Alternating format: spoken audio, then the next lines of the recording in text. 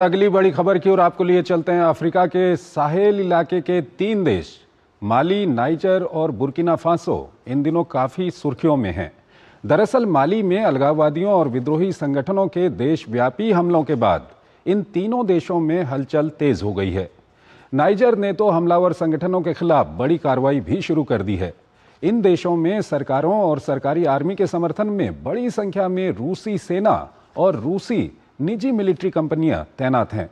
Uranium इन देशों में भड़क रही अस्थिरता के पीछे बड़ा कारण है। आइए एक रिपोर्ट के जरिए पूरे मामले को समझते हैं और फिर इस पर अपने विशेषज्ञ मेहमान से हम चर्चा करेंगे। पश्चिमी अफ्रीकी देश माली में इन दिनों भारी अफरा तफरी मची हुई है। हालात इस कदर बिगड़ चुके हैं कि मंत्री भी सुरक्षित नहीं है। अलगाववादी और जिहादी संगठनों ने सैन्य सरकार को उखाड़ फेंकने के लिए यलगार शुरू कर दिया है। राजधानी बमाको की नाकेबंदी कर जिहादी संगठनों का संयुक्त मोर्चा बनाने का आह्वान किया गया है। माली में सक्रिय प्रमुख जिहादी संगठनों का संबंध वैश्विक आतंकी नेटवर्क से है। ये संगठन लंबे समय से उत्तरी और मध्य माली में अपनी पकड़ मजबूत कर रहे हैं। गरीबी, बेरोजगारी, सत्ता के खिलाफ असंतोष और लचर सरकार का फायदा उठाकर ये समूह तेजी से अपनी पकड़ मजबूत करते जा रहे हैं। जमात नुसरत अल इस्लामुल मुस्लिमीन माली का सबसे प्रभावशाली जिहादी संगठन है, जो सीधे तौर पर अलकायदा से जुड़ा हुआ है। इस संगठन ने गुरुवार देर रात एक बयान जारी कर जुंटा सरकार को बेदखल करने और शांतिपूर्ण और समावेशी परिवर्तन की दिशा में आगे बढ़ने के लिए एक व्यापक साझा मोर्चा बनाने की अपील की है। यह अपील पिछले हफ्ते जिहादी संगठनों और तुआरेग अलगाववादियों द्वारा सरकारी ठिकानों पर मिलकर किए गए हमलों के बाद आई है। इसी हफ्ते संगठन ने राजधानी बमाको और सैन्य शासन का गढ़ माने जाने वाले पास के शहर काती में नाकेबंदी की घोषणा की थी। इस घोषणा के बाद से ही पिछले 2 दिनों से राजधानी की ओर जाने वाली सड़कों पर ट्रैफिक की कमी देखी गई है। हालांकि हवाई यातायात पर कोई असर नहीं पड़ा है।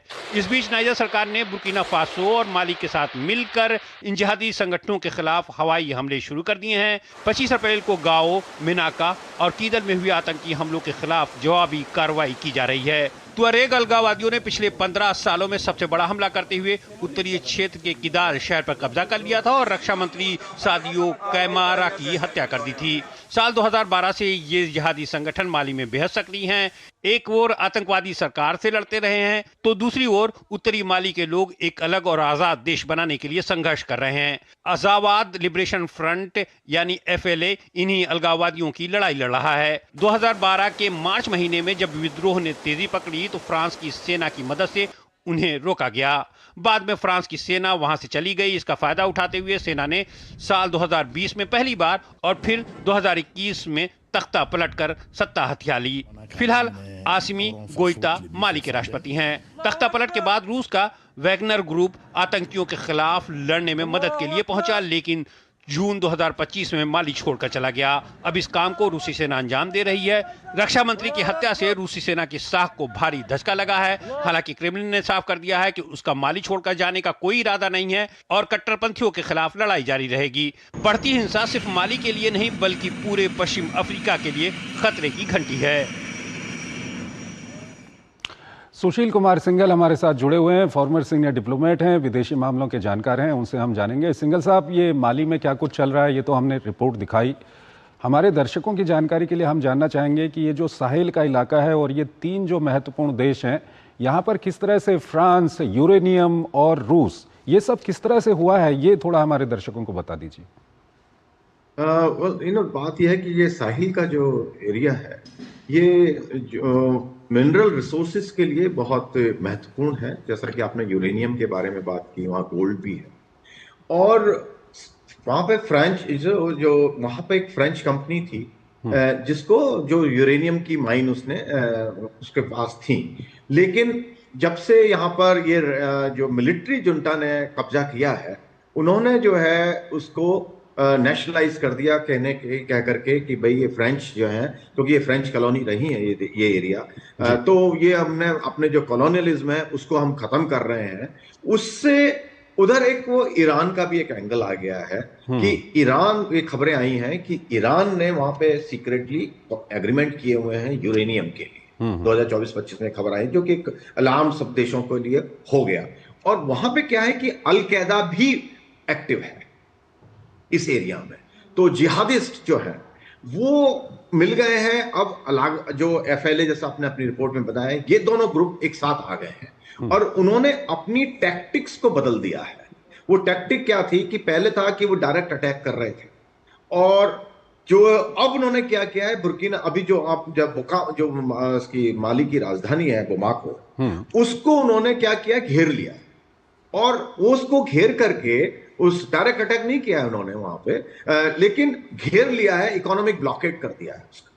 और जो वहां रसद, क्योंकि ये सारे देश जो हैं, इनका जो समुद्र से तो कोई है नहीं, तो ये सारे लैंड लॉक कंट्रीज हैं, तो ये इनकी जो है सेनेगल और जो आइवरी कोस्ट वगैरह है, वहां से उनको फ्यूल भी आता है, वहां से जो है खाने पीने का सामान भी आता है, वो रसद आनी वहां से बंद कर दी है उन्होंने। उससे इकोनॉमिक क्राइसिस के अलावा फूड क्राइसिस वहां पे हो गया। प्लस नॉर्थ में जो है, जो उनका जो सदर्न पार्ट है माली का, वो फूड बास्केट बोलते थे उसको, और वहां पे लड़ाई होने से फूड ऑब्वियसली क्रॉप ग्रो नहीं हो रही है, तो वहां वो फूड क्राइसिस हो गया है। दूसरा, जो ये ईरान का जो एंगल एक मैं बताया, ईरान की जो गवर्नमेंट है, ईरान की खबरें आ रही हैं कि ईरान और रूस माली की जो मिलिट्री जुंटा है उनको सपोर्ट कर रहा है और उनको मदद दे रहा है। और जो आसपास के जो देश हैं, जैसे अल्जीरिया हो, यूक्रेन इवन है, वो कह रहे हैं, फ्रांस है, मारिटाना है, तो वो लोग जो हैं, जो रेबल ग्रुप्स हैं, उनको दे रहे हैं सपोर्ट, क्योंकि उनके अपने रीजंस हैं। यहीं पर सर आपसे सवाल पूछना चाहेंगे कि ये जो रेबल ग्रुप हैं वहां पर वो अलकायदा से जुड़े हुए हैं, वो इस्लामिक स्टेट से वो जुड़े हुए हैं, कहीं ना कहीं एफिलिएटेड हैं, और ये दुनिया में पहली बार एक उदाहरण यहाँ पर दिख रहा होगा कि किस तरह से एक तरफ सरकारों के साथ रूस और ईरान की सेनाएं वहाँ पर हैं, और अलकायदा और इनसे आईसिस से एफिलिएटेड जो ग्रुप हैं उनको कहीं ना कहीं वहाँ पे ये फ्रांस और जो दूसरे देश हैं वहाँ पर मदद कर रहे हैं। इसको थोड़ा सा बताइएगा सर, ये किस तरह का एक डुअल स्टैंडर्ड वहाँ पर दिख रहा है? आपने जो सवाल पूछा है बहुत उचित है ये सवाल। इसमें क्या है कि FLA, जिसका आपने आपकी रिपोर्ट में भी जिक्र किया, ये एक अलगाववाद, जो अपने आप वहां पर इंडिपेंडेंस चाह रहे हैं, वो चाह रहे हैं मिलिट्री जुंटा को हटाना, लेकिन वो अपने आप में वो सक्सेसफुल नहीं हो पा रहे थे, केवल प्रॉब्लम क्रिएट कर रहे थे। अब वहां पे जो दूसरा जो JNIM है, ग्रुप है, जो कि अलकायदा एफिलिएटेड है, जो कि शरीयत को वहां पे लाना चाहता है, वो ग्रुप भी वहां पे काम कर रहा था स्ट्रांगली। और जब ये दोनों ने रियलाइज किया कि मिलिट्री जो है वहां पर मिलिट्री गवर्नमेंट्स है, उनको सपोर्ट जो है दूसरे देशों से मिल रहा है और वो उस पर वो नहीं कब्जा, उनसे कमजोर पड़ रहे हैं, तो उन्होंने अपनी टैक्टिक बदली FLA ने, तो और जेनिम ने, कि वो दोनों एक साथ में आ गए कि दोनों मिलकर के हम जो है इसको मिलिट्री जुंटा को हटाएंगे। तो मेरे ख्याल से FLA का जो अपना ऑब्जेक्टिव वही है, प्राइमरी ऑब्जेक्टिव, कि कैसे ना कैसे करके जो मिलिट्री गवर्नमेंट है उसको हटा करके हम वहां पर अपनी स्थापना करें। तो कहीं ना कहीं इनको जो फ्रांस जैसे देश हैं उनसे सपोर्ट भी मिल रहा है, उनको सपोर्ट एक्चुअली FLA को मिल रहा था। ये अभी रिसेंट डेवलपमेंट है, ये अभी अप्रैल में के महीने में ये इनका दोनों का ज्वाइंट एग्रीमेंट हुआ है, और जिसके तहत उनको बहुत सक्सेस भी मिली है, क्योंकि जब ये दोनों ग्रुप मिल गए तो इनकी जो ताकत जो है, जो मिलिट्री जुंटा की ताकत है, उससे ज्यादा बढ़ गई है, और उन्होंने अपनी टैक्टिक भी बदली। टैक्टिक जैसे मैंने कहा कि वो डायरेक्ट अटैक नहीं कर रहे हैं, अब वो इकोनॉमिक ब्लॉकेट कर रहे हैं, तो उससे ये समस्या खड़ी हो गई है। तो अब नॉट से कि फ्रांस वगैरह डायरेक्टली अलकायदा को हेल्प कर रहे हैं, वो एक्चुअली जो सेपरेटिस्ट ग्रुप था उनको सपोर्ट कर रहे हैं, क्योंकि उनके अपने इंटरेस्ट हैं। जैसा कि यूरेनियम और गोल्ड के बारे में हम बात कर रहे थे, वहां पे एक्चुअली 1000 टन के करीब जो है नीमे में ये यूरेनियम भी अटका हुआ है, क्योंकि वहां लीगल इश्यूज आ गए हैं उसके बारे में, तो वो भी एक एंगल है इसका। ठीक है सर बहुत बहुत शुक्रिया, आप हमारे इस कार्यक्रम में जुड़े और दोनों ही महत्वपूर्ण विषयों पर आपने अपना महत्वपूर्ण विश्लेषण हमारे दर्शकों के साथ साझा किया। इसी के साथ अंतर्राष्ट्रीय खबरों के हमारे इस खास कार्यक्रम को हम यहीं पर समाप्त करते हैं, लेकिन जाते जाते आपको छोड़ जाते हैं आज की कुछ और महत्वपूर्ण और बड़ी अंतर्राष्ट्रीय खबरों के साथ। आप इन खबरों को देखिए और हमारी पूरी टीम को इजाज़त दीजिए। नमस्कार।